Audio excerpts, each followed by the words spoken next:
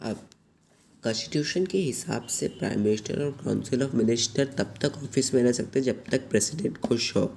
लेकिन प्रेसिडेंट के पास बस थोड़ा ही पावर है इसमें भी, क्योंकि प्राइम मिनिस्टर और council of minister directly responsible होते हैं लोकसभा को, और तब तक वो उस ऑफिस में रह सकते हैं जब तक वो लोकसभा में मेजोरिटी के साथ हैं। अब अगर एक नो कॉन्फिडेंस का वोट पास हो गया लोकसभा में against the council of minister, तो उनको रिज़ाइन करना पड़ेगा एक साथ।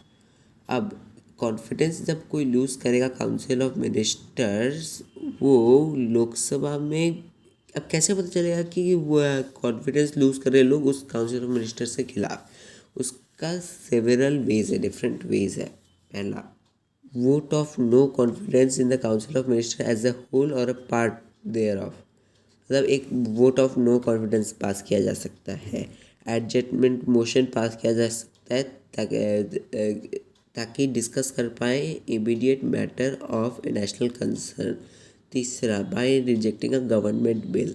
चौथा, by passing an amendment to a bill against the wishes of the government, मतलब गवर्नमेंट नहीं चाहता कि ये एक बिल पास हो, लेकिन उस बिल को पास कर दिया जाता है। अब क्या होता है, एक वोट दिया जाता है for cut in the budget, budget कम करने के लिए जब वोट देंगे वो लोग, इससे समझ जाएंगे कि नहीं वो लोग अब मेरे अगेंस्ट हो रहे हैं, काउंसिल ऑफ मिनिस्टर समझ जाएंगे कि नहीं बाकी सब उनके अगेंस्ट हो रहे हैं।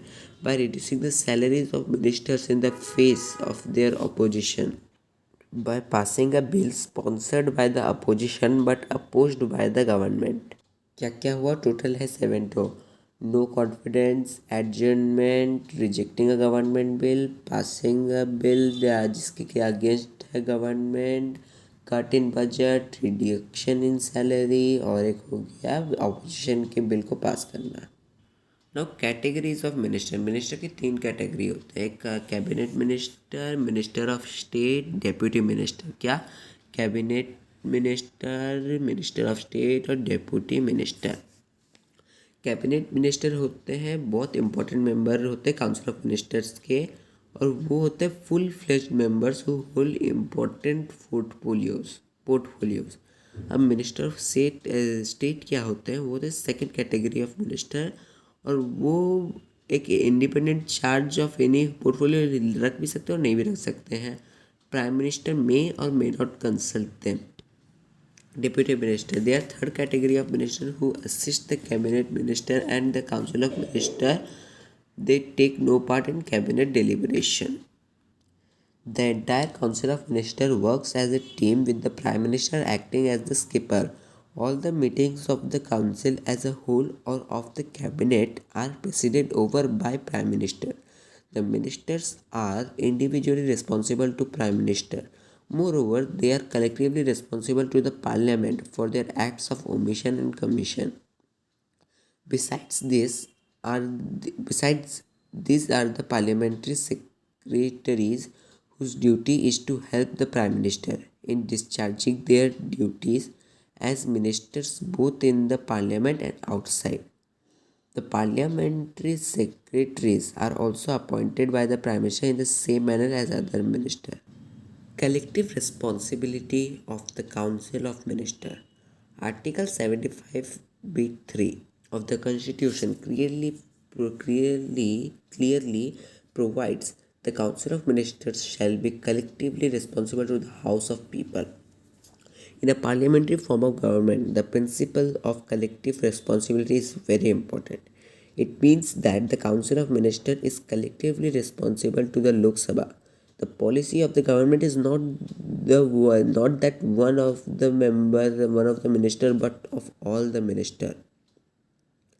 If something goes wrong with the policy of one minister, the whole Council of Ministers take responsibility.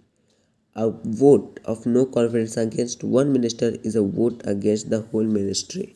Such a ministry having lost the confidence of the Lok Sabha has to resign. Remember, all the ministers sink and swim together. Now the differences between Council of Ministers and Cabinet.